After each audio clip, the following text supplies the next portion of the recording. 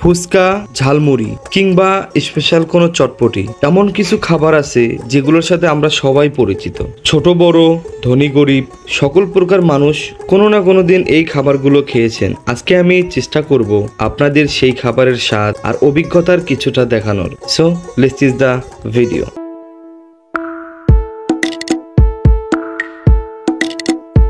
এখানকার ফুচকার কচকচে স্বাদ, চটপটির ঝালটক মিষ্টি কম্বিনেশন আর ঝালমুড়ির নস্টালজিক ফ্লেভার সব মিলিয়ে পুরো ব্যাপারটাই একেবারে অন্যরকম।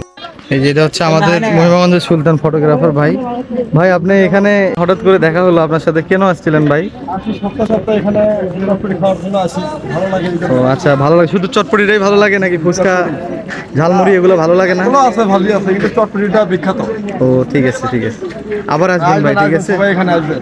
তো কি ভাবছেন এই চটপটি, ফুচকা এবং ঝালমুড়ি কোথায় পাওয়া যায়? এটি হলো গাইবান্ধা জেলার গোবিন্দগঞ্জ উপজেলার শালমারা ইউনিয়নের শাকাহাতি বালুয়া গ্রামের বালুয়া বাজারে। এই দোকানের মালিক মশিদুল ইসলাম ভাই। প্রতিদিন তিনি পরিবেশন করেন ঝালমুড়ি আর ফুচকা, আর প্রতি রবিবার এবং বুধবারে বানান স্পেশাল চটপটি, যেখানে যাওয়ার জন্য মানুষ অপেক্ষা করেন।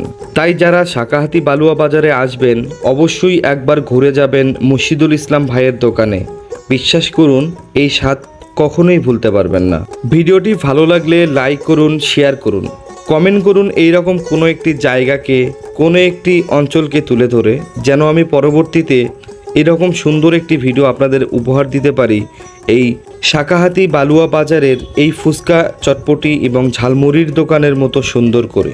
দেখা হবে পরবর্তী নতুন কোনো একটি ভিডিওতে। এতক্ষণ ভালো থাকুন, সুস্থ থাকুন, আল্লাহ হাফেজ।